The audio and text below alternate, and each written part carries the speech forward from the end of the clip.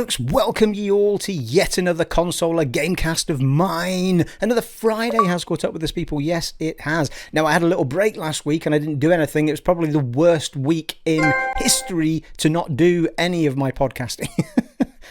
Or any of my vlogs or anything, because there was so much happening and so much news going on from E3 and what we're about to talk about today, which is all of Microsoft's and Bethesda's showcases. And for those of you who are slightly confused, who follow the channel already, just very briefly, and also if you just want to skip ahead to the points of interest to you, I will, of course, make sure I get all the timestamps down below and you can just skip any of the prattle you don't want to hear. That'll be there for you. For anyone who's confused and wonders where the last 24 consoler Gamecasts are, worry not, you have missed nothing. For those of you that are following the channel, it's basically a rebranding of the podcasts that I was doing outside of the vlogs. So I'm going to try and differentiate between the vlogs and the podcasts a bit more, keep the vlogs more general, more about me, my life, what I'm gaming on through the week, and the podcast will be more about what's happening in the gaming world and the news and stuff that I want to bring to you, or I want to chat about, really. I mean, a lot of people will already have heard a lot of the news that I'm about to talk about, but it's my opinions and, you know, on what I've seen from whatever event is on at the time. So, with that in mind, and without further ado, we're going to call these the Consoler Gamecasts. And that's the only rebrand I've done at the minute. I've got a whole new thumbnail that I'm going to use to try and pique people's interest a bit more, try and get a bit more, try and get a lot more people involved in the podcast that I do, and then we get a bit more community action going on. So I think one of the things I've been failing at quite poorly is that although I like my thumbnails, they're not particularly drawing people in. So I've done a lot of research, you know, looked into a few things, spent a long time coming up with a format for a thumbnail that I think works and has all the things that were suggested and the videos and the ideas that I saw. So hopefully we'll see what happens, people. We'll see what happens. And without further ado, should we crack into today's major subjects, which are, now last night we're on Friday night. It is the eve, people. Well, it's not the eve. It's the night of. We're a few hours away from the England-Scotland game. And I'm a Scotsman, people. I'm a Scotsman. Don't like the accent for you. And I'm just dreading getting a bit of a hump in tonight, people. So it is Friday, the 18th of June. And it's the night of that game. And last night was the extended Xbox showcase, which kind of came out of the blue. I don't think... Nobody really knew it was going to happen, and I have, a lot of you, when I did the podcast before, a lot of you mentioned that you loved seeing what images I picked out for the week and stuff. Picked a big handful of images this time around, so hopefully that'll keep people interested. But of course, I will have all the imagery and stuff behind me. I'll make me as small as possible and show you a lot of the footage that I can grab, and we'll show you. I'm not going to show you every piece of footage for every game, because I won't talk about every game, you know, in depth. So anyway, so last night was the extended, because I had that break last week and I knew the extended was coming. I thought, well, hey, let's save it for the Flaggins Up Friday podcast, or Gamescast as we're now calling it. I'm hoping that the word Gamecast is going to immediately on the eye draw people in more than podcast does, or vlog, which doesn't really mean anything to people. So last night was the extended. So what I'm going to do is I'm going to run through the main Xbox Bethesda one first from a week or so ago, and then we're going to double back and we're going to see just what of those bits and pieces that they were showing off from that event made it into the extended. The extended really was a drill down into more of those games, chatting to the devs, you know, just I mean, interestingly, there was a particular game not there that I would love to have seen a chat with the devs on and stuff. But anyway, we'll come around to it, people. So let's crack, without further ado, let us crack into what was the big showcase, the big showcase at E3 for Microsoft, Xbox, and they kicked all things off with Ye Todd Howard came out, and he was straight into Starfield, you know, without any messing about. People were like, what is Starfield? What's it going to bring us? Is it Skyrim in space? Is it, you know, all of these sort of things. So we got very little actually to see on the game, but they did at least show us something rather than just the image, which will pop up behind me at some point, which is Starfield with the planet behind it and stuff, or the sun cresting behind it, that sort of thing. So we did at least see some in-engine footage, not gameplay, but in-engine footage. So what we were seeing was effectively a cutscene, but in the engine. So it's not, you know, not a CGI.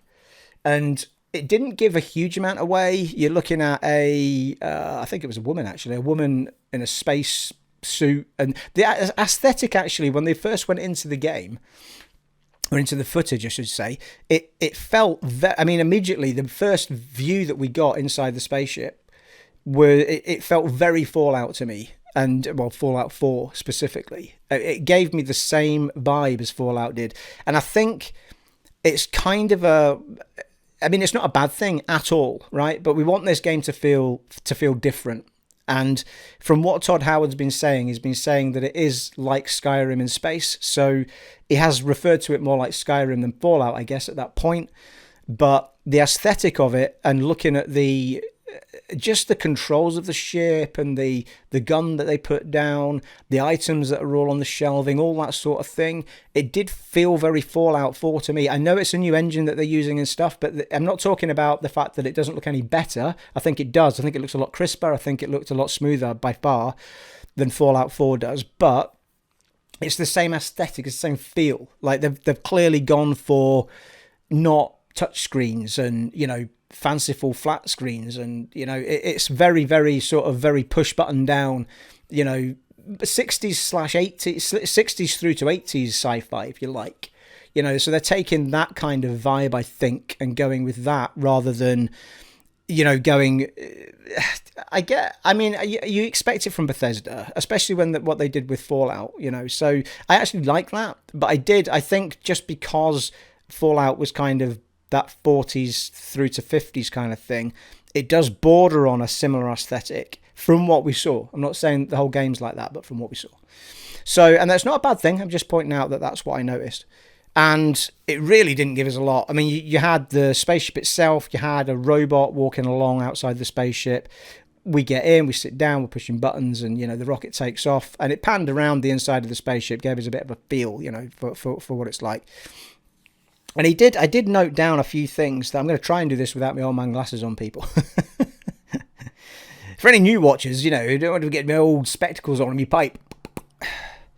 So it's not, but he did note that it's not unlimited worlds. So it's not going to be like No Man's Sky or something like that. It's going to be the very specific worlds that you go to. There'll be I suspect that there'll be a set amount. I mean, I'm going to refer to Destiny here, but obviously the game's nothing like Destiny.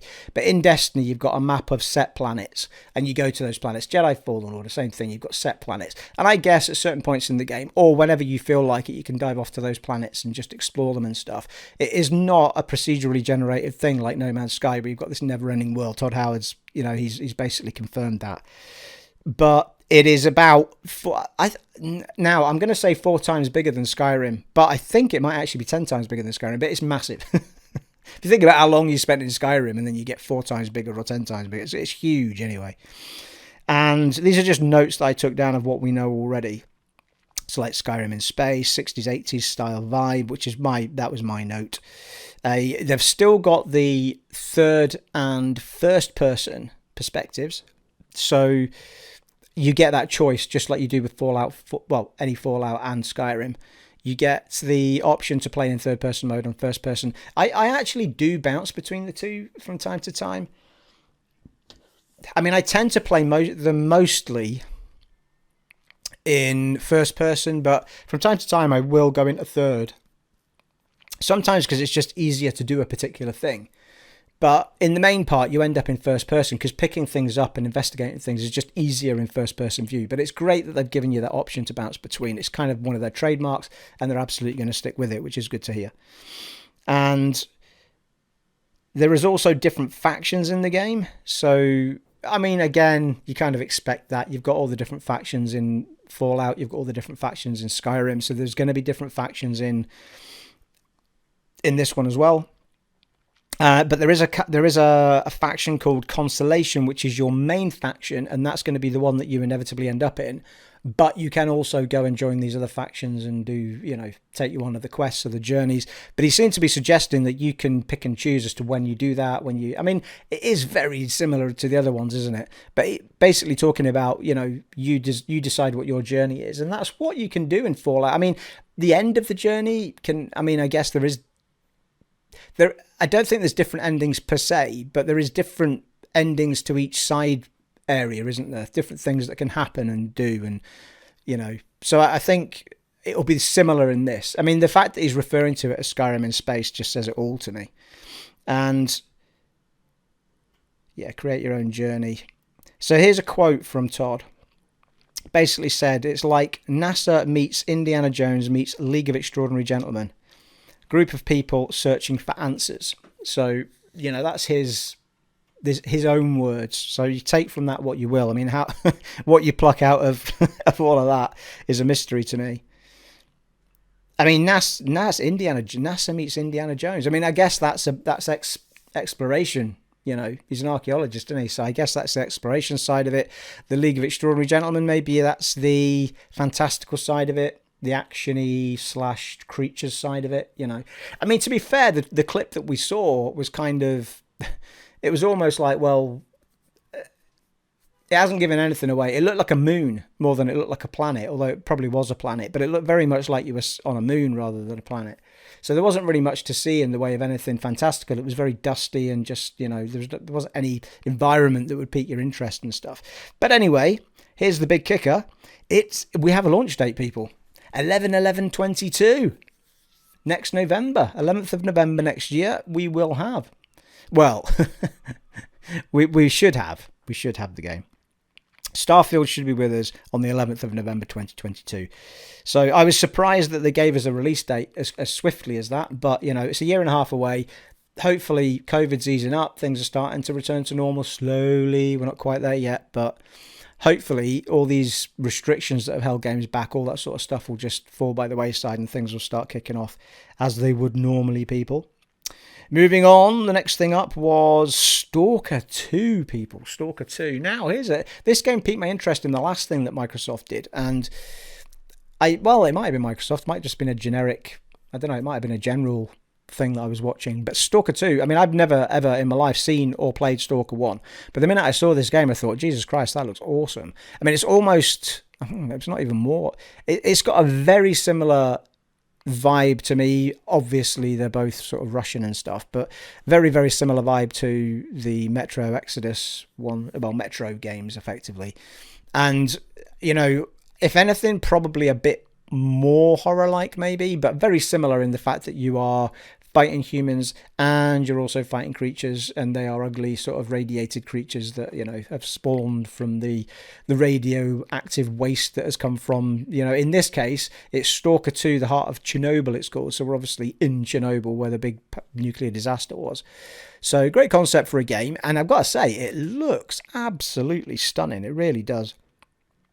I mean, we're walking through, well, interestingly they actually allowed them to do it all in Russian, verbally in Russian with subtitles, and you rarely get that in games, with the exception of maybe Japanese games where you kind of they've always kind of got away with that. They can do it, but I've rarely seen that happen. And I did see, I think it was Digital Foundry guys talking about it, and they said that they had played Metro in Russian, I think, on PC, and then when they came to look at it on console, they just found a world of difference between that experience. They just were almost like, this isn't the same without it being in Russian.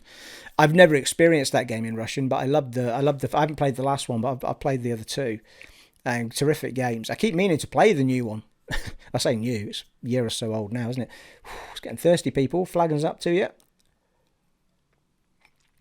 But with Stalker 2, it was interesting. They did show a lot of footage of it, and it's if anything, it's even darker, I would say, than Metro Exodus, just in the way that they've built the environment. The weapons and the graphics look amazing. I mean, from what I'm hearing, it's done in Unreal Engine 4, which people were quite surprised at because of the way that it looks. It doesn't look like an Unreal Engine 4 game. But from what I was, again, from Digital Foundry, what they were saying was the beauty of Unreal Engines is that you can use their template stuff that they give you, which is what a lot of people do. So you kind of get a similar vibe in things because you're using the same elements and objects that they give you inside the program. But you can, as a developer, put your own objects and things in, which looks like what they may well have done here, which is why it looks so different. It doesn't look like it is on an Unreal Engine 4.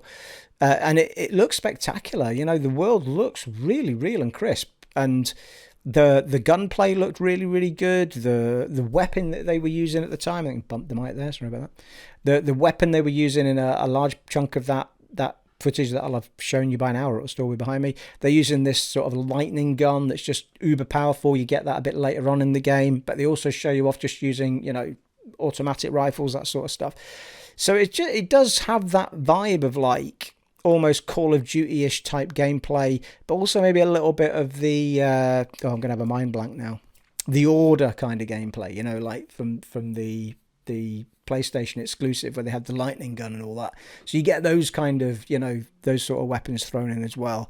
And then you've got they also showed off you're fighting some humans at the beginning, and then you see a couple of creatures, and one of them just looks freaky as feck. Just one of those mouths that stuff. I forget. I think they did name it. I can't remember what it's called. But yeah, I mean, it looked great. And then it walked into an area where the minute you walked into the area, there was I think it was a deer or something, walks across, and then this anomaly sort of springs up. It's almost like a little weird looking whirlwind thing, but an energy thing. And it just pops up and it rips it apart immediately and pops down again. So there's these sort of environmental anomalies that pop up, and it looked like you had some sort of scanner to watch where the anomalies were. So you have to walk, it was like a minefield. You've got to walk your way through the area watching for these anomalies. So that was quite cool. So it does look like they've really thought about it and really mixed it up. Apparently it's been in development for a mega long time. But yeah, I mean, I will absolutely play that game. Looks great. It'd be interesting to see if they do have an English version verbally of the game. If you have the option to play it in Russian, or if you have the option to play it in British. And my problem with subtitles is always that I find myself looking at the words and not what's happening on the screen too much. Same with TV shows, and there are some TV shows that are just outstanding and they are, subtitled. And I eventually watch them and I get used to it. With gameplay, it's very different. A lot of gameplay can happen, a lot of conversations can happen while you're walking through an environment. So how are you meant to read that and keep walking and keep watching what's going on? And so that's my only concern with the subtitles. It sounds cool in Russian, but my concern with the gaming is I get away with it on a movie, but in a game, I'm not sure. I'll have to wait and see. But I think it would be a very brave call not to have a version of that game that is spoken in the English word. In my opinion, people, in my opinion. What was up next, people? What was up next? Back 4 Blood was shown off again. Can I just say, actually, that 27 out of the 30 games that they showed are on Games Pass day one. And Stalker 2 is no different. Even though it's not an Xbox Studio, it is coming to Xbox first, and it is on Games Pass day one. That is outstanding. Like, so good. Obviously, Starfield is exclusive to Xbox, also day one. They've said now umpteen times Starfield Xbox only. Basically, anything that Bethesda is going to make now, or is in the middle of making, that has no contract with it to go on a PlayStation, is going to be an exclusive. Basically, that's the news we're getting through. But yeah, 27 or 30 games on Games Pass. Admittedly, a couple of them are PC only, but, still amazing. And exclusive to Xbox. Don't sit there and tell me there's no exclusives for Xbox, because there is, people. Back 4 Blood, which is not an exclusive, but they showed a lot more of it. For anyone that doesn't know, Back 4 Blood is the same people that made Left 4 Dead 1 and 2. And, I mean, I played Left 4 Dead kind of well after it was a big thing, and I played a lot of it on I started on my own, then a mate of mine, he jumped in and helped me sort of get through the levels. Well, not help, but I mean, it was just fun to play it with somebody else because that was what it was built for.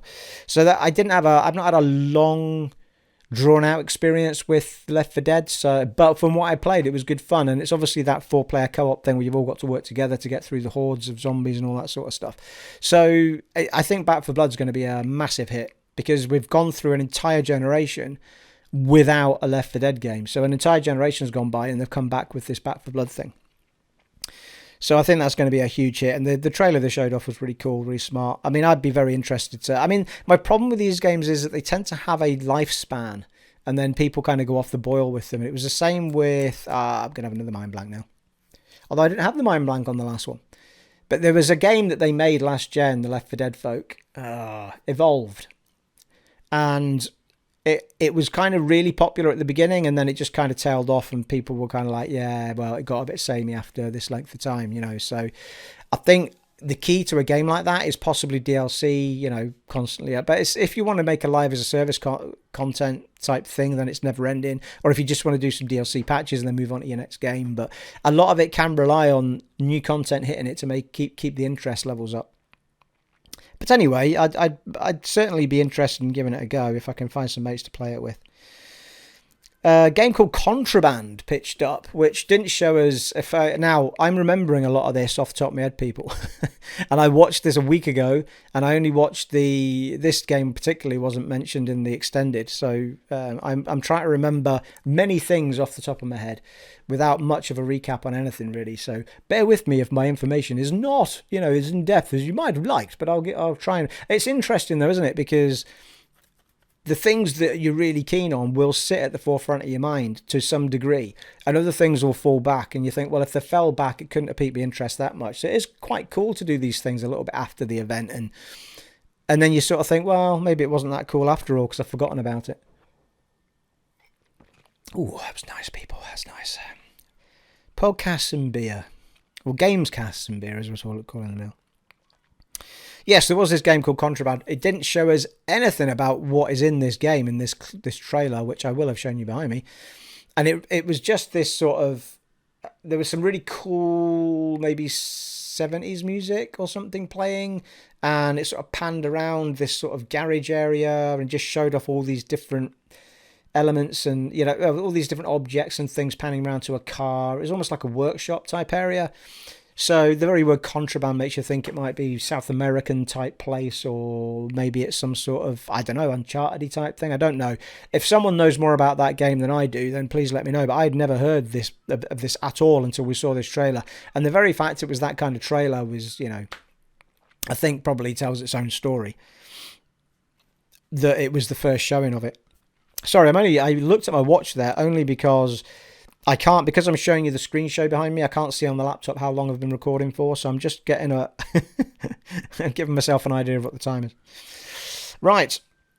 Next up was Sea of Thieves, a Pirate's Life DLC. So A Pirate's Life is bringing Captain Jack Sparrow to the Sea of Thieves in a form of a DLC. I've still not played Sea of Thieves. I kind of looked at it, and I don't do much in the way of online gaming, and the only online gaming I did in any recent years was Destiny, which I've not played now in a long time. But it always kind of interests me, but then there's not really anyone to play with anyway, and I can't, you know. But this is the beauty of Game Pass now, because when Sea of Thieves came out, it was like, well, I don't want to buy that because I might not like it, or I'm not going to play it for long enough, or whatever. But now, if you pay for Games Pass, which is in this country is £10.99 a month for the Ultimate Edition, I think I've got, and there's just so much stuff on it. Anything that's Xbox created is going to be on there. Day one, you'll have it for as long as you pay your £10.99 a month. And there's just hundreds of games on there. It's ridiculous. About 300 games on there or something now. So there is absolutely no reason to be throwing yourself into anything just to give it a go, other than the fact you might not have anyone to play with. So, and that, you know, I think that's probably the main reason I didn't give it a try.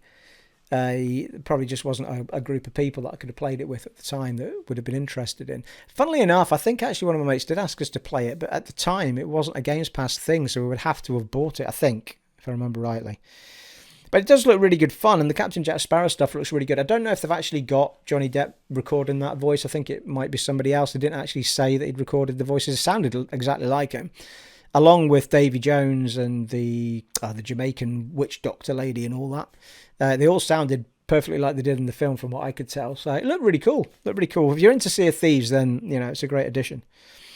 Yakuza Like a Dragon is out now on the Xbox. I don't know why they were announcing that, because I thought Yakuza Like a Dragon came out on the Xbox first anyway. But anyway, I think I might have missed a trick with that. I was trying to take a lot in at the time. And there seemed to be a lot of Yakuza type. There might have been a Yakuza pack, and, you know, the older ones also being, the remastered ones being on Xbox as well. So there's a whole bunch of Yakuza stuff going on. You can go and check that out. Battlefield 2042 was shown off, and that was on the deep dive. Well, say deep dive. It was on the extended, as it happens. And I've gone right off. Back in the day, I did do a little bit of, Call of Duty and all that sort of stuff with my mates. I was always shit at it, so I didn't really play it that much.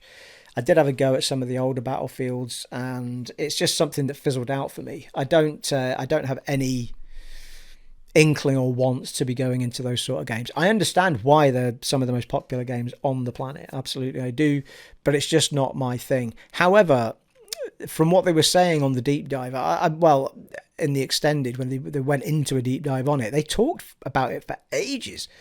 And it was actually very, very cool what they've done with the game. I'm going to throw this in here now while I'm on with it. Might forget later.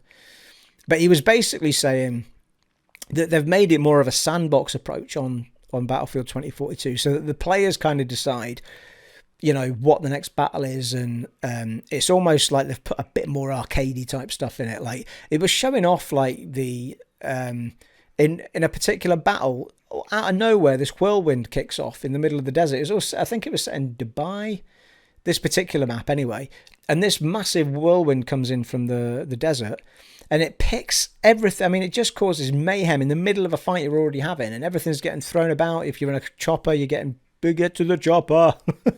You're getting thrown about. It looked absolutely mental, like absolutely mental. And they did say that it's like gigantic maps, and you got to go into your, like when you finish a battle, you can go into your map and say, right, where are we going next as a team? They go, oh, there's a battle over here we need to go and do. And it was really, really cool what they thought about. So rather than just going head to head with Call of Duty, which is just limited maps, well, not limited maps, but limited area maps, and Battlefield just seems to want to grow bigger. And I think you can have tighter 4-on-4s and stuff like that, but in its design, they're trying to make it this big uber sandbox fighting game that is, the player can just make their own journey in it with their team and their mates and go off and do some crazy shit. And it was absolutely incredible. It really was. I mean, they were high wire in between, not high wiring, what's it called? Death slide in between buildings and all that sort of stuff. The massive tall buildings in Dubai, all that sort of stuff. And that's just one of the maps. He said that was just one of his favourites that he was showing off.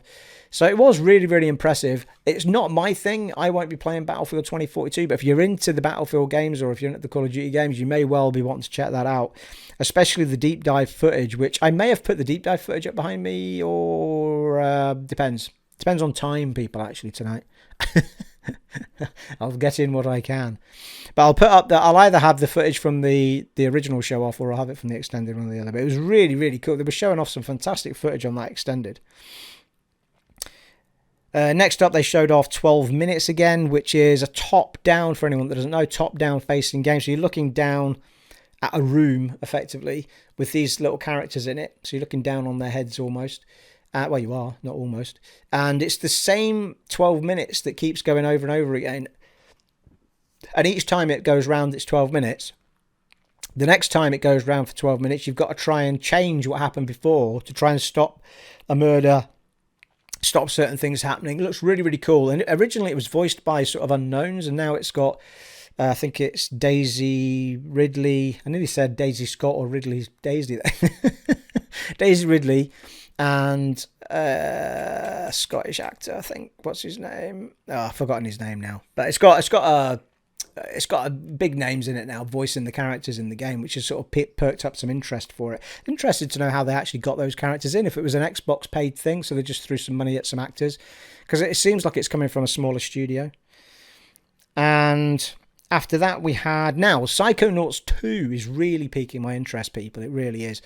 If there's a game, I mean, I haven't bought the new Ratchet & Clank on PlayStation yet, on the PS5, simply because I resent, and I'm not going to go into a big, I'm not getting on my high horse about £70 a game on this particular Gamescast, people, but that's the only reason I've not bought it, because I love Ratchet & Clank. I love that style of game. It's absolutely amazing. And give me a platforming game that is that much fun and I will get stuck into it.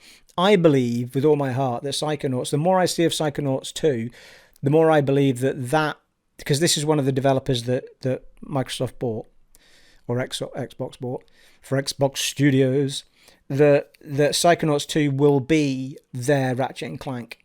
And I kind of, when I first looked at this game, I thought, it's got a quirky feel, and, it wasn't sort of Ratchet & Clank material when I first saw it.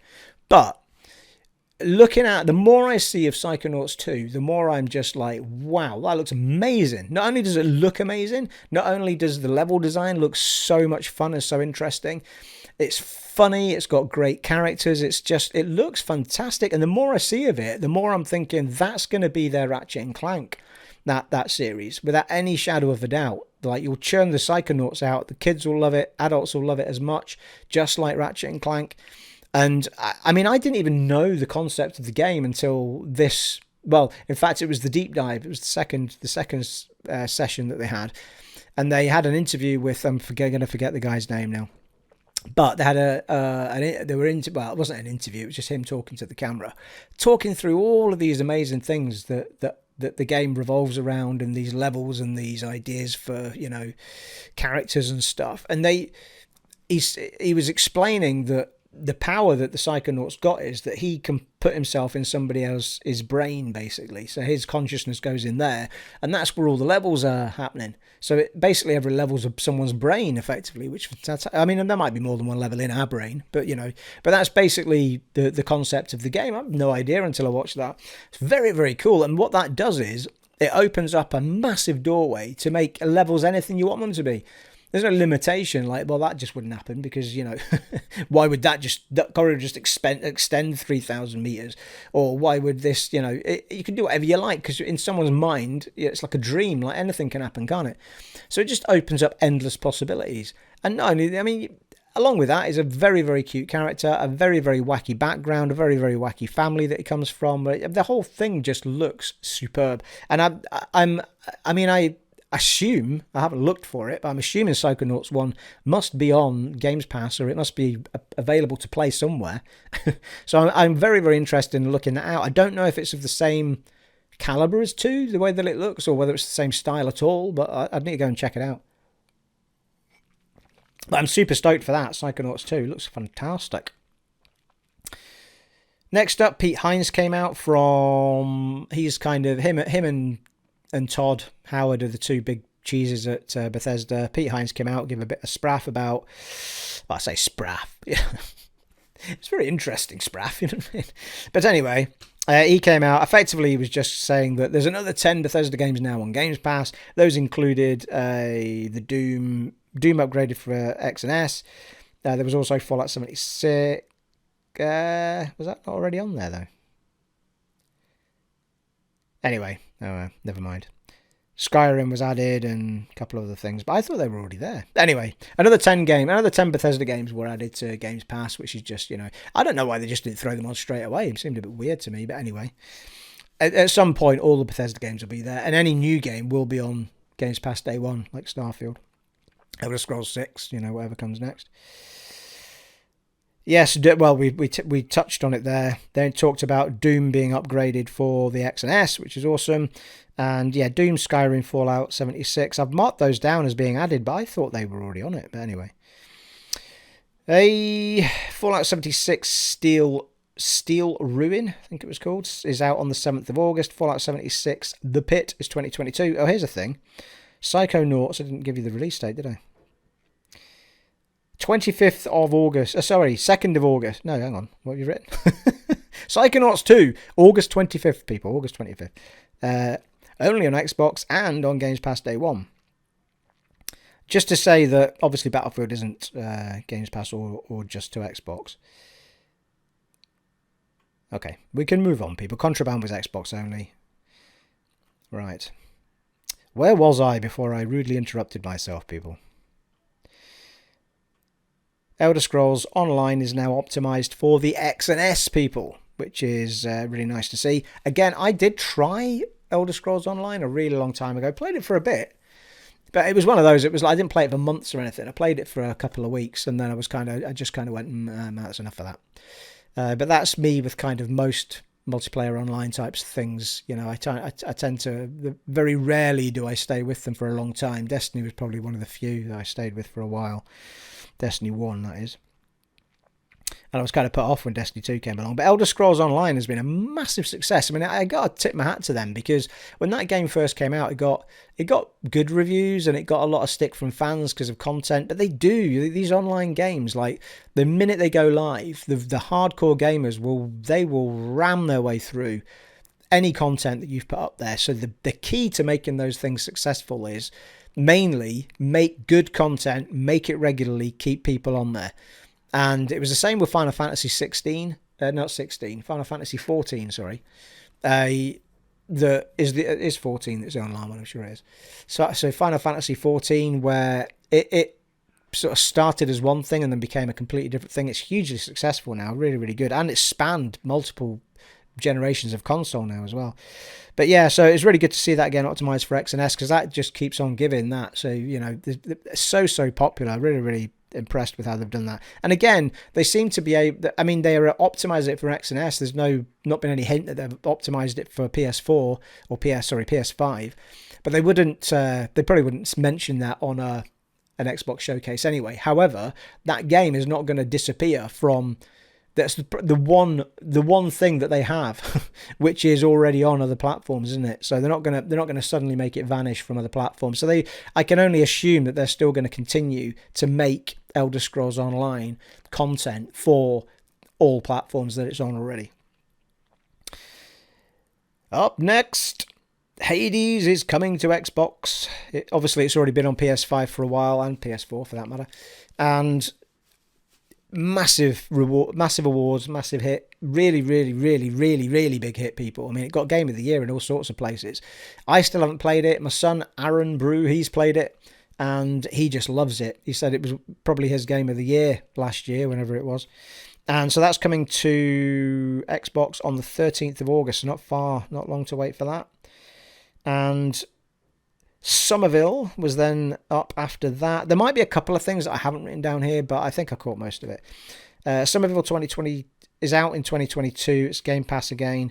And, I mean, I couldn't remember a huge amount of this. All I can remember is that it's almost like I can't remember if it was I can't remember if it was a side-to-side game, 2D, or whether it was a full 3D type game. But the concept of it is that you are a family. I think it was two adult, a man, a woman, and a child. And then all the shit hits the fan. The world starts going into chaos and war.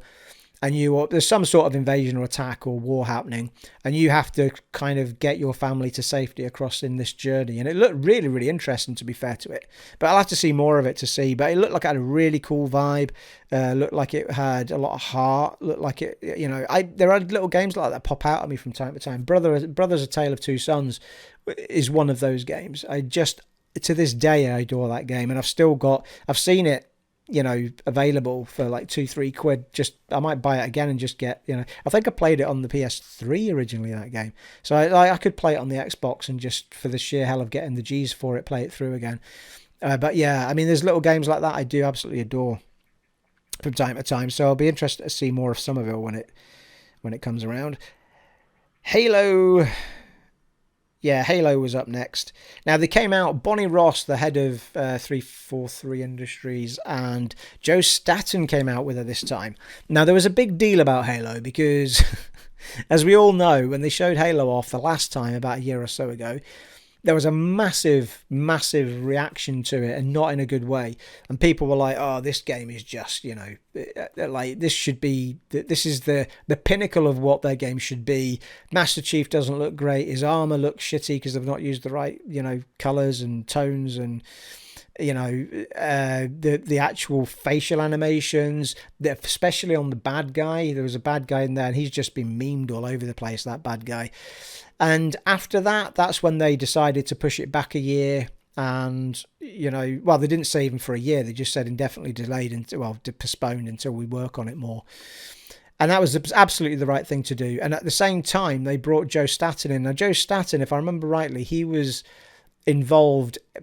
I feel like he wasn't involved in the first one, but he was with all the others, something like that. But he was core to the success of the original Halos, effectively, and the story and the direction it took and what made them successful. So they brought him back into the fold in 343 because obviously it was Bungie at that point that were doing them.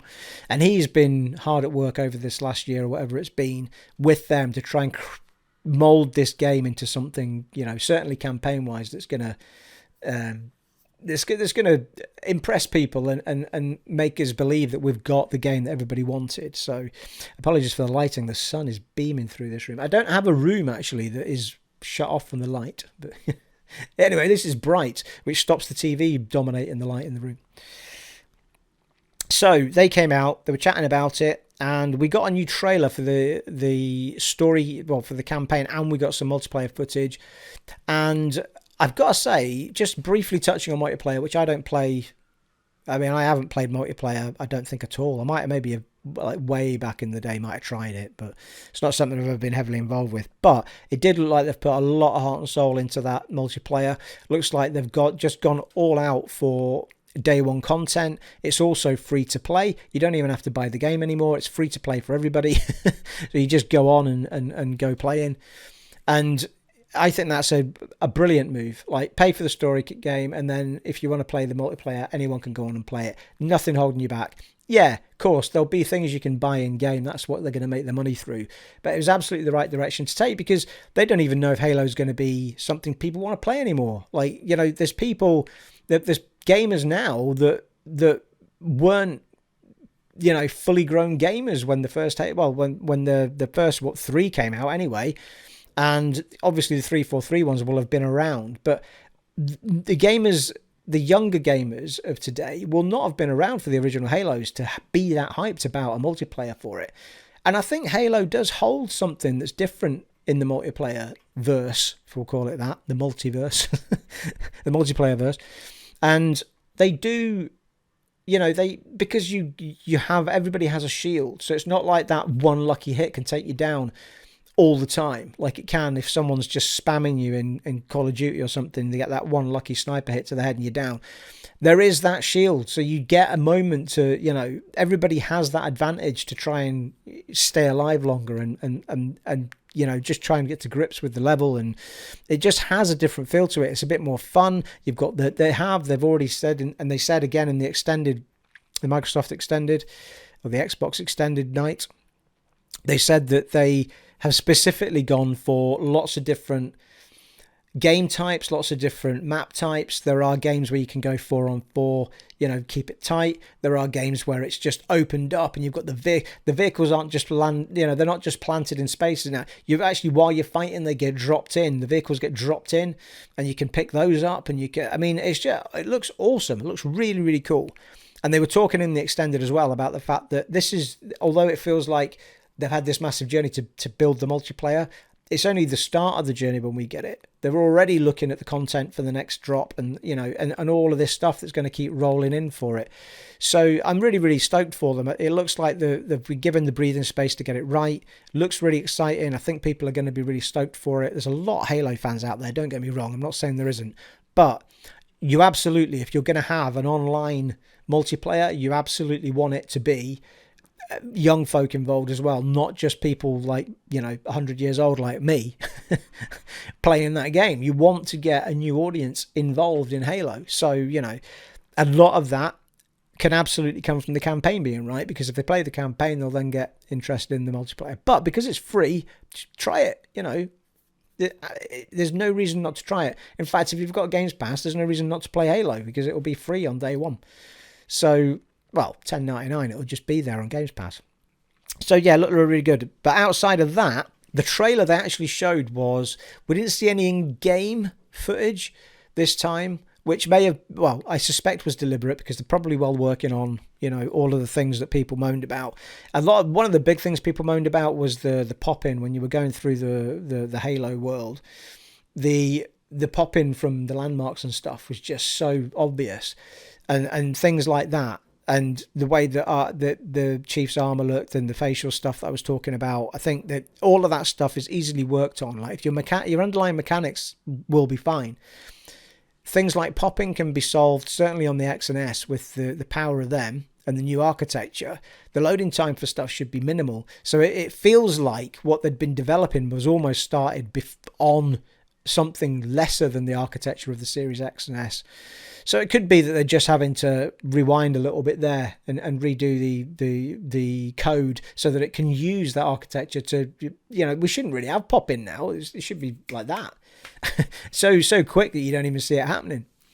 In fact, with Unreal Engine 5, when it comes along, those sort of things, the way that they're talking about, I was watching a video on this, but the way that, and I'll not remember any of the technical jargon, but the way that you can, with Unreal Engine 5, the way that it works just in general, its whole premise of working, you don't even have to worry about the way that pop-in would normally happen now, because you can actually put full assets all around your map.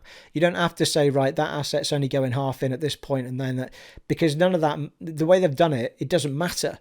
So pop-in should become a thing of the past with Unreal Engine 5 and any other engines that start doing similar things. But certainly the Unreal Engine 5 looks like it's going to be absolutely incredible. So we got this trailer, and it was Master Chief sort of floating about in a ship, and then, or I don't know if he was in the ship or in space now I think about it. But anyway, he's floating about. You'll have seen it behind me. And a Cortana-like figure is there, and he then starts talking to that. I thought it was Cortana originally, but it's a new Cortana character who's basically pitched up to do a particular purpose and was meant to be deleted, but hasn't been deleted and still there and doesn't know why. So this looks like it's becoming his new companion, but he is also still trying to find Cortana.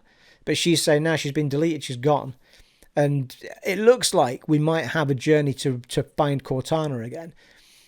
I don't know whether, I don't know. I mean, Halo fans can tell me, but the relationship between Cortana and the Master Chief is so tightly wound now that I don't know whether fans would be completely gutted if she never came back and she is gone, and if this new character can then be, something else. Or maybe this new character is Cortana and doesn't realise it, thinks that she's somebody else. There could be all sorts of things going on. But he certainly needs that kind of companion with him, Master Chief. So it was good to see that companion was there, or that type of companion was there, and not just, the bloke that was in the ship with him in that first trailer and no companion, So that everything about this trailer was spot on. People would like to have seen some gameplay, but I suspect that was deliberate. I suspect they're still working on the things that people were concerned about. That's fine. What we did see was far better textures in the suit Master Chief was wearing. Looked far better. It looked like we remember it from the cutscenes of past, and this was in engine stuff. So yeah, really, really impressive. I'm really looking forward to it. I still haven't played Halo 5. Some people say worth playing once, others say I wouldn't bother. But worth playing just to see what the story is, though. Where did we get to, people? Halo. And it's out this holiday, people, Halo. We've not got an exact date, but day one on Games Pass. They then went on to Diablo 2 Resurrection, I think it's called, rather than remastered, and that's coming on the 23rd of the 9th, 21. And Diablo 3, I love it. Really stoked for Diablo 4. We keep getting drip-fed more and more and more information about Diablo 4. I don't think we've got a release date for Diablo 4 yet, that I can remember. But I probably have given you already in one of the previous vlogs or podcasts, and I can't remember. But I don't think we have. But 2 is meant to tide us over, this resurrection of 2.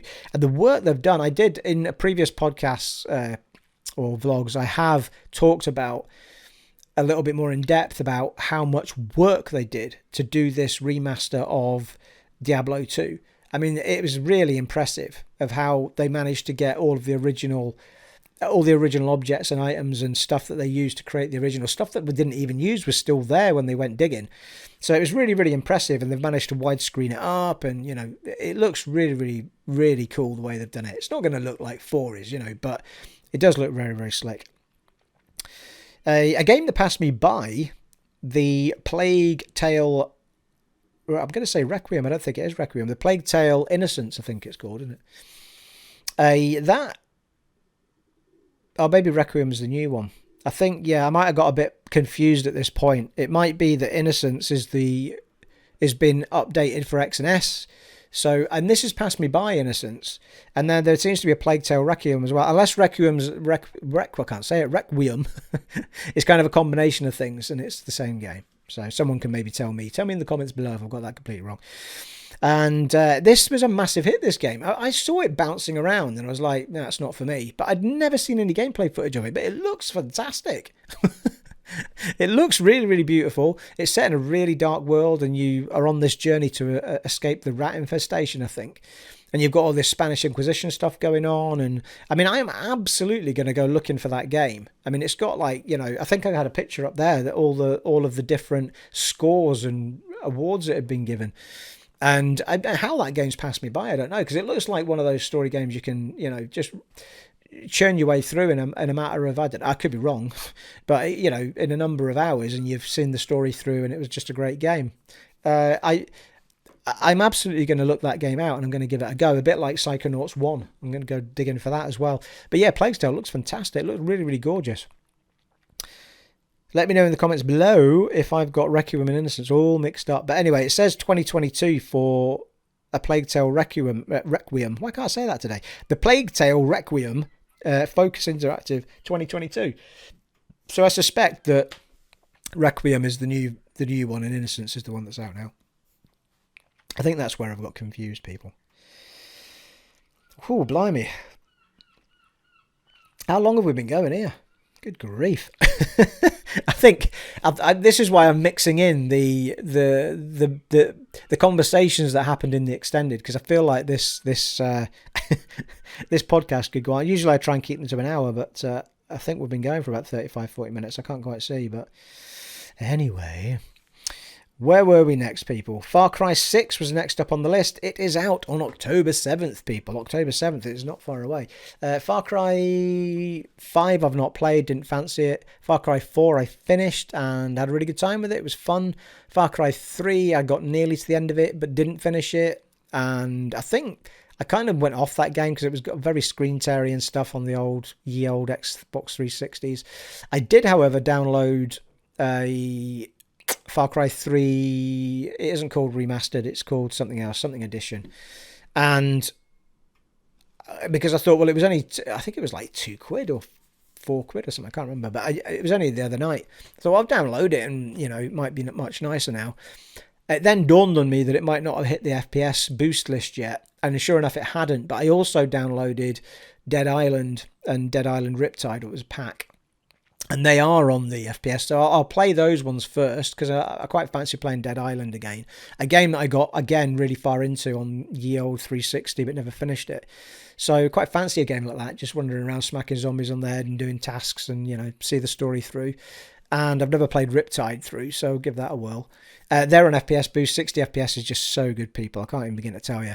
I tried Far Cry 3 just to see how smooth it was, but my eyes are so adjusted to 60 FPS now that I can't play anything at 30. My eyes just start bleeding, people. So there you are. But yeah, I mean, I don't know. I'm not got any great buzz for Far Cry 6. Looks, if you're into that sort of world, it's going to be fantastic and it'll be a great game. So, and it's back in that, rather than the last one, which was kind of in some sort of weird cult America type place. It's back to being in some sort of South American type place, that sort of vibe. And the big actor in it, whose name I'm forgetting, who's also in The Mandalorian as the bad guy. He's the main character, or one of the main characters. Slime Rancher 2, we won't talk too much about that. Kid game, looks fun, sucking things into the guns, spirting them out, all that sort of stuff. That's out in 2022. Shredders, which is a snowboarding game, and that's out on December 21st. Again, Xbox only, so is Slime Rancher, Xbox only. And yeah, to be fair, Shredders looks fantastic. It's snowboarding only. I don't think it has normal skis in it. Just, it's almost like a skateboarding game, but on snow, isn't it? So you know what to expect. It looks absolutely stunning. Really, really nice. If you're into that sort of thing. Atomic Heart was then shown after that, very briefly. I don't think there was a long clip for it. It does have, I still don't know too much about this game, and there's very little. Like, you look for images and stuff, there isn't a huge amount of them, hence I don't think I had one for the slideshow behind me, people. But it does look like it's got a very kind of Bioshock slash, I don't know, it's Bioshock slash iRobot type thing going on with it, you know what I mean? It's got that sort of thing going on, but it does look really cool. It looks like a first-person shootery type thing. A really cool world, futuristic-y type thing. Yeah, but it looks really good. I need to know more about it before I can really give any kind of opinion on it. There was a game called Replaced, which is, there was no date for that, I don't think. Again, Atomic Heart, Xbox only. Replaced was the next game that was up. It's coming out in 2022. Now, I'm going to apologise because I can't remember anything about Replaced at all. So whatever they did show, I maybe put a little clip up behind me or something, but that game isn't too far away. It's going to annoy me because I bet when I watch it, I think, oh, actually, that looked quite good, and I've not been able to talk about it. I did tell you it's been a week, people. It's been a week. I've not done too bad. You know what I mean? I've not even spliced the video yet. I've been talking non-stop, people. I'm going to have a sip of this, if you don't mind. Woo! So, yeah, Replaced, I can't remember too much about. Certainly, I did have an image for it on the TV, though, and the image looked cool. Yeah, I feel like it was quite cool, and I can't remember it. Grounded Shroom Doom update. So, Grounded, which is basically the 4-player co-op. You're playing as Honey, I Shrunk the Kids' children in a garden, basically, and you've got to, fight off the little insects and all that sort of malarkey. So the Shroom Doom content's going to bring, you can now chop down all the mushrooms, build yourself castles, and do all sorts of stuff. Yeah, it looks quite cool, actually. It looks like a really cool game, to be fair. And if I was an online player, I'd probably give it a go with my mates just to see how much fun it was, because it looks really cool. It was one of those, when people first saw it, they thought, I'm not sure about that. But it's been really popular, I think. It's done really well, considering the competition it's had, like, the Fortnites of the world and all that. I think, to design a game like that and have people, but the trick is make it completely different than the other online multiplayers, and that's what they've done a really good job with it. And from all the gameplay I've seen and from all the reactions I've seen from people, that people have a really good time in that game.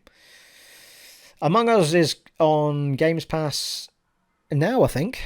I don't have a date written down, so I think you can now go and play Among Us on Games Pass.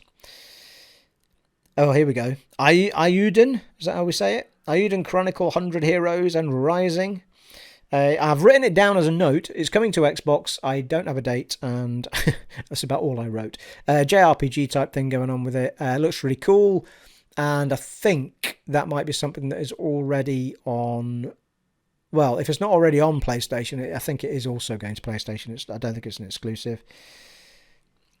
The Ascent is coming on July 29th. Again, I'm not remembering much about The Ascent, so I apologise. I can't talk much about it. Anyway, I've given you the release date. The Ascent is on July 29th.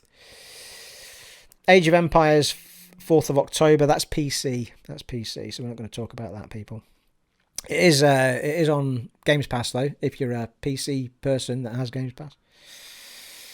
The Outer Worlds 2 was confirmed, which is quite cool. I've downloaded The Outer Worlds again, and that plays beautifully on the Xbox Series X, people. It really does. Absolutely gorgeous. So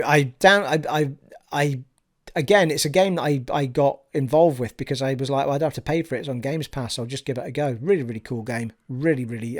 For whatever reason, something came along. I didn't get that far into it. I maybe got 4 or 5 hours in, so there's still plenty to do. I think I was still on the first planet, for God's sake. So, yeah, I mean, I'm absolutely going to play that game again from the beginning and get stuck into it. I was about to do it, actually. I don't know. The night I sat down with it, I was like, I've not got the vibe for it. And I ended up playing Recore and Gears Tactics. Recore, which I've just finished, actually. Well, the main story. Not any of the DLC. But I loved that game. Got a little bit frustrating at the end, but what a wonderful game Recore was, yeah. Perfect, no, but wonderful game. I had a great time with it. And I've got Gears Tactics still to finish, which I was absolutely loving as well. But anyway, it was good to see The Outer Worlds 2 confirmed. I mean, it's clearly, the trailer for it was very comical. Like, we're showing this slow panoramic view because we don't have anything to show you yet. We haven't written this and all that sort of stuff. So it was all like... So it was quite a funny trailer. And then the guy at the end said, we just wanted to let you know, Outer Worlds 2 is on the go. Xbox only, will come to Games Pass. Well, he didn't say that, but it will. Flight Simulator is finally hitting Series X. Flight Simulator has had so much praise. It is unbelievable.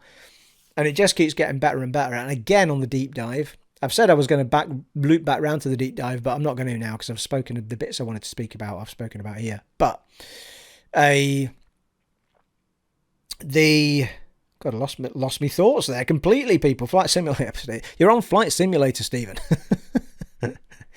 Yeah, on the deep dive, it was quite interesting listening to just how much work they're still putting into the game, even though it's got all of this praise. And what they're doing is going around the world and doing a special day for cities. And what they do is they, on each of those special days of the month or whatever it is, I think they do one a month or something like that, they pick a city like Paris or something, just randomly, and they'll make that the city that they're going to get, because a lot of the shots can be quite old or not up to high standards of res if you get close to them, that sort of stuff. And they put all of this extra work in to get the proper maps and all the, images into it, so make it more and more crystal clear and make it look even better. And it just keeps getting better and better and better the more that they add these things in. And they're going to continue to add content, I think they were adding something every month for 2 years or something ridiculous like that. It was really interesting to listen to the guy chat about it, the head guy. And they've also got, it's coming to the Series X on July 27th. And it is a proper simulator, this. It doesn't hold your hand, you know what I mean? You've got to take less. I mean, you can go up with an instructor who'll show you how to do stuff and have a quick flight, and then, and then you do sort of gradually go into it. But eventually, you just got to get in a plane and go. They've added a patch which allows you to land anywhere, because people are so fearful of landing, crashing it into a runway at a proper airport or whatever. So you can literally, you can take out a plane that's got the ski things on it or the water things on it. You can just go and land on the water or the snow, or you can just land on a flat field. And yeah, it's really, really cool. So it just makes people try landing, because it's the hardest part by the sounds of it. Taking off, you can get to grips with quite quickly, but landing is a whole other story. So, yeah, I might well give that a go when it hits Xbox. It's going to be on Gamescast, people. There's no reason for me not to try it. So, yeah, 27th of July, it is around the corner. And they are bringing out in the fall, in the autumn, people. Come on now. In the fall, they're bringing the Top Gun Maverick expansion, which it was a really cool, trailer that came in with it, with the dung, and the Top Gun music kicked in. So it was quite cool to see that. What that actually does, I've got no idea. I can't imagine we're going to get, battles or anything in the game. But I think it will just be in a fighter jet being able to do some cool bits and bobs. So, but it did look really cool, though. It's quite smart. No date for it, but it just says fall. So the last two big things that they talked about on the main event were Forza Horizon 5 is coming on November 9th, and it is based in Mexico. Mexico. And it was interesting listening to them. They said that Mexico is a fantastic place to pick to base it, because it's got almost every type of environment you could want, from jungles to mountains to snowy peaks to, just everything. Desert. It had every kind of environment you'd want to race around in. The little old villages, the new. It's got a balance of new cities along with old village and towns, all that sort of stuff. So it looked gorgeous. And I mean, for me, it's probably the best looking racing game I've ever seen in my life. We're looking at the footage, and they were also showed it off quite heavily on the extended. They were talking about all of these things that they'd done with. They actually got involved with local Mexican people, regards Mexican artists, Mexican musicians. The murals on side of buildings were done by Mexican artists, and the music that they've used throughout the game was sort of helped to be chosen or designed or I don't know if they've composed stuff, but there was a lot of they went to the local community of people. I say local community, they didn't walk into a village, and you know what I mean? People from that country that are composers and artists, and that's what I'm getting at, people. Goodness sake. Can the man not articulate properly? You know what I meant, people. But it was very, very interesting to see them go to that level of that level of attention for stuff, because that's, in the end, that's what makes a game special. When the designers and the people, the guy who has been the lead developer in that game, it's his first time being the lead, and you can tell that he's gone all out with it. He's been involved in all of the Forzas, but this is the first time that he's the lead guy.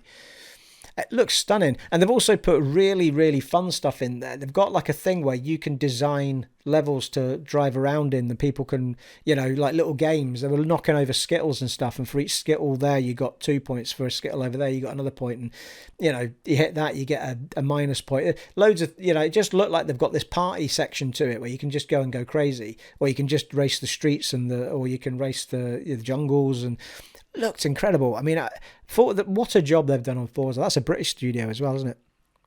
But yeah, so no news on Forza Motorsport, but Forza Horizon, I think, fast become, even more popular. I'd love to see the figures on that, because I think Forza Horizon is far more interesting to look at and far more fun than riding around racetracks all the time. Or I said motorsports still go around towns and stuff, don't they? But you know what I mean, though. It's a lot more interesting environmentally to be able to play that. But there are hardcore racing fans, of course, who love the traditional one. But it'll be interesting to see the Gran Turismo come up against it now that they're making a proper Gran Turismo, because back in the day, Gran Turismo was the daddy.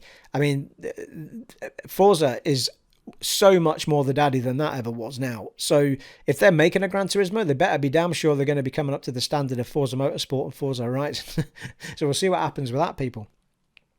I'm not a racing player, to be fair. I don't think I would play Motorsport, but I'd definitely give Forza Horizon a try. Xbox Games Pass, people, no reason for me not to. I'm going to keep saying it because it is ridiculous. Absolutely ridiculous. Don't tell me there's no exclusives, people. 27 of the badges on this thing. All right, a couple of them are PC, but you know what I mean. Loads of them. And they finished up with a massive random thing that no one even knew existed, people. We were waiting for and finally, Phil Spencer came out, gave a little bit of spraff. Very interesting spraff, but spraff nonetheless. And then went into this, and just before I go, and this new game from Arcane Studios, who do Dishonored and Deathloop that's coming out soon. And I mean, they've coming out with this game called Redfall in the summer of 2022. We don't have an exact date yet, but it's next year. Unfortunately, the only thing we didn't get was the in-game gameplay. But we got this massive trailer introducing us to these characters, to the different types of fight style they've got. And basically, it's a 4-person multiplayer where you take on a vampire. It's not, I don't want to say horde, but basically it's the vampires are the bad guys, and you've got to take them on. There's loads of different types of vampires and the baddies, and they've got different powers and all this sort of stuff. It looked really cool, people. I mean, and I'm sure it did say that you can play it on your own if you want to, but I don't know if that's fact or fiction. We'll have to wait and find out more, I guess.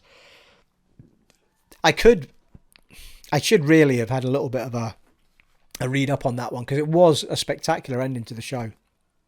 But I think people were reluctant to get too excited for it, because it's like, what is that?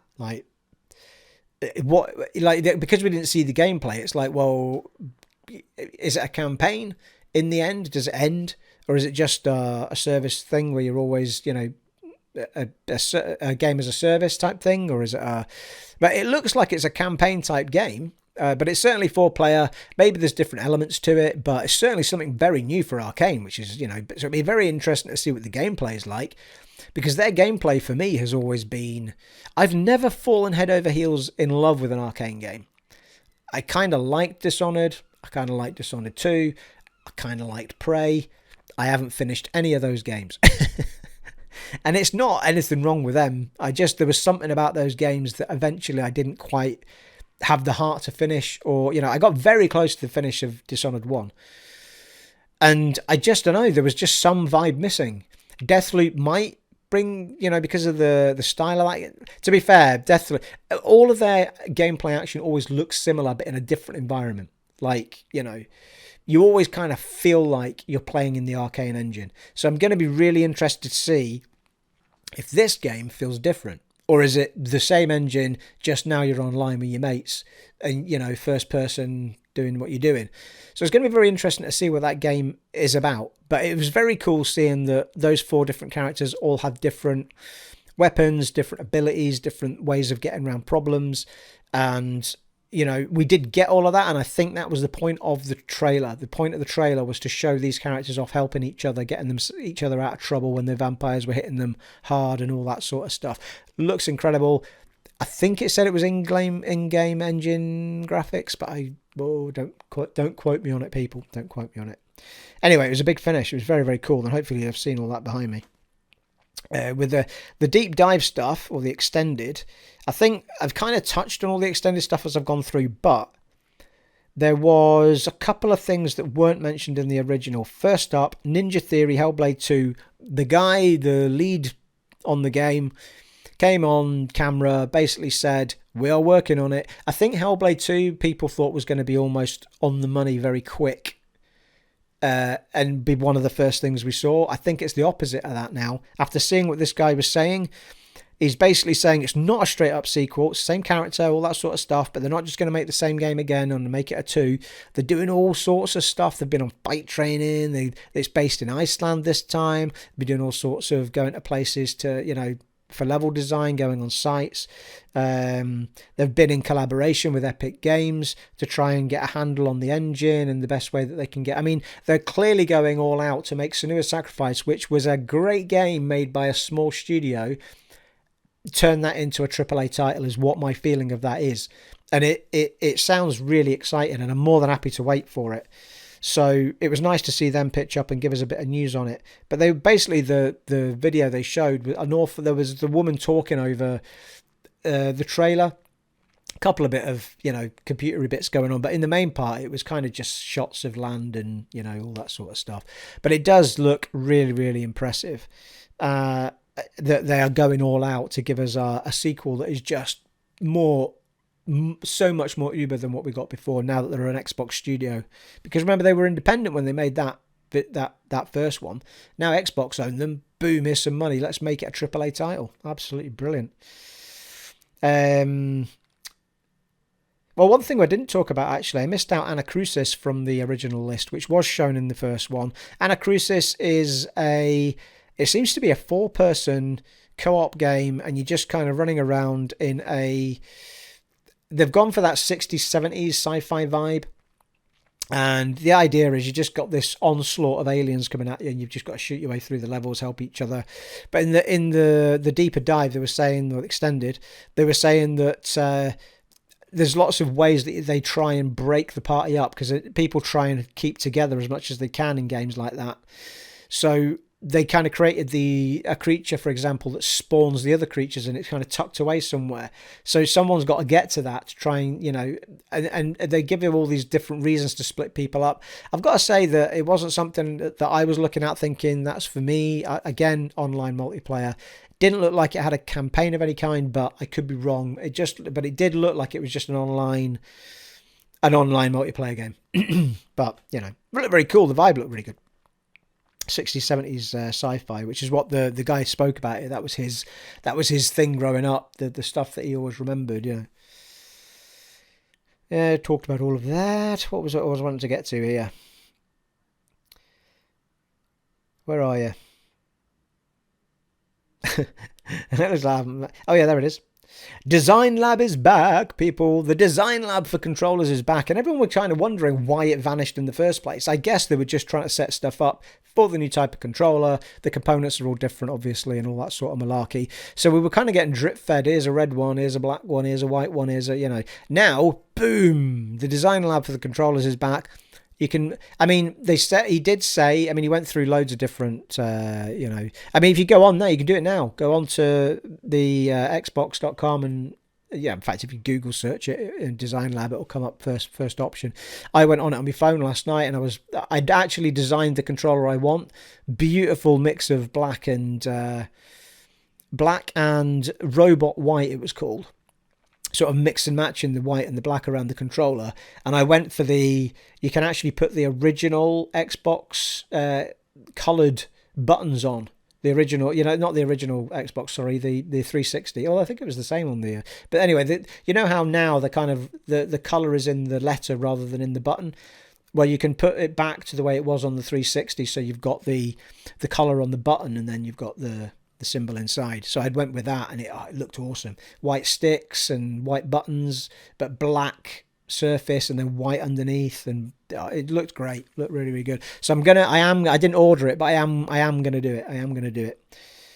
And I think they kind of finished up with a Scarlet Nexus. I mean, it was weird. Like, the whole thing kind of finished up with this Scarlet Nexus sort of 10 to 15 minute trailer for the game. And I could have kind of understood it if it had been something Xboxy or, exclusive or something. But there wasn't anything... Knocked the mic again.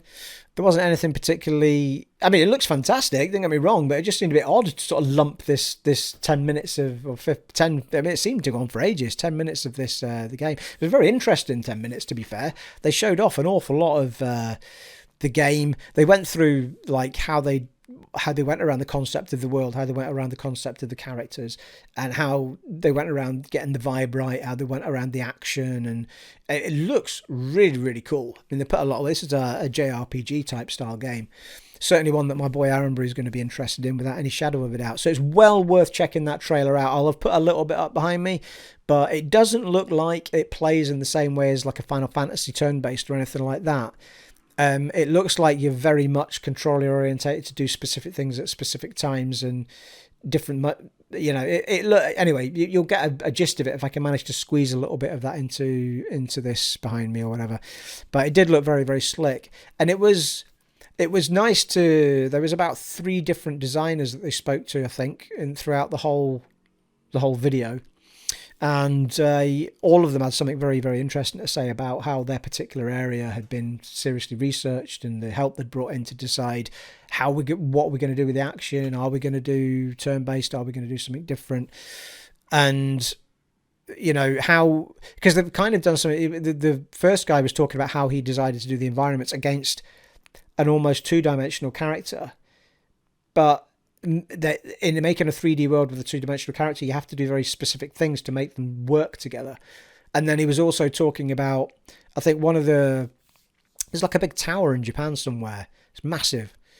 And he's put the tower in the game, but it's like twice as big as it is in real life. So it's like gigantic in the game. And he's done that with quite a lot of things, a lot of trees, and the vibe. So the style of what they've gone with in Japan is it's almost like an Ubered version of it. Like, it looks really interesting. Very, very cool. So there you are. I think I covered everything there, people. I didn't circle back round because I decided just to talk about it all as I went, people, as I went. With the exception of, obviously, Design Lab wasn't actually mentioned until the extended show. Didn't mention that in the first one. And obviously Nexus and what have you. So there you are. Well, I hope that's been of help to somebody. It's certainly been a help to me. Flagging's up to you all once again. I hope you've liked me coming back to this Gamescast environment, as we're going to call it now. So yes, just to reiterate, if you are wondering where the first 24 episodes of Gamecast is, they were the podcasts. Rather than just go Gamescast 1, I thought, well, I'll just call it Gamescast. We're actually calling it the Consoler Gamescast because I felt like putting Consoler Gamescast on there just kind of emphasized immediately that it was about consoles and nothing to do with PC. I think it was just a nice thing to throw on there rather than just Gamescast. So I will be calling it the Consoler Gamescast, and I did have other ideas for having more zoomed in Gamescasts for specific things like Xbox only or PlayStation only. But I think in reality of that is that I just wouldn't have the time to split things up like that. I'd rather just have a Consoler Gamescast and throw in what I can. There are going to be there are other things I've got notes from. I've got notes from the Square Enix show event. I've got notes from Gamesfest, which was supposed to happen last week, but I didn't get around to recording. For one reason or another, it didn't happen last week. So all of those things I will try and throw into another podcast for this week. Gamescast, Steve. Gamescast. But I will try and put that stuff together. If not in one video, then certainly, there's still stuff coming through from E3. And there's all sorts of things I keep picking up on, and I thought, that'd be good for it. But I didn't want to throw it all into this because we'll just end up with I'd like this being a tight Xbox One where we just talk about the X, because there were two big events there. So it was nice just to focus in on those people and keep it an Xboxy One. I hope you like the new format. I hope you like the new thumbnails. I hope you like what I'm doing with the channel in general. I was a little bit quiet over the last week.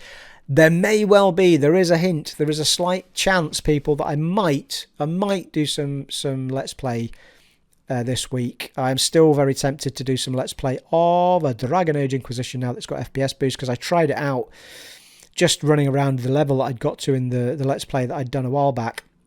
And it is just stunning, people. So I was very tempted to show a bit of that off to you at the very least. And we were quite far into that as well, that game. So I was going to continue that Let's Play, which was on the One, actually, the Xbox One. I was just going to continue that because I've still got the save and just show that stuff off as Xbox Series X FPS boost on it. So I might bring that to you. I've actually got 2 weeks off now. I've got 2 weeks holiday to take. I've still got another week after that to take for end of July as well. So, yep, off for the next 2 weeks, people. It has been. Let me know in the comments below about any of the things I've been talking about. What got you excited from anything on anything E3, but specifically what we've been talking about today. Anything from the Xbox events that have got you excited? Was there anything you were disappointed about? Yes, there were some big hitters missing, people. We know that. You can't show everything at once. A lot of the games they're working on are going to be a ways down the line, but this was a great showcase. And then they had the extended one to boot to drill in. I love that idea. Give us the big boom, boom, boom on the first night, then give us another extended one where we get a real deep dive into stuff. It was brilliant, really good idea. They've done themselves really proud, Xbox. They really, really have. I'm really delighted with everything they're doing at the moment. It's a fantastic time to be an Xbox gamer. For anyone that doesn't follow the channel, I am a gamer on both consoles. You should be able to tell that from my bar on the new thumbnail. You know, Sony, it's got Xbox, Nintendo, and PlayStation on it. I talk about all things gaming, people, all things gaming on the console.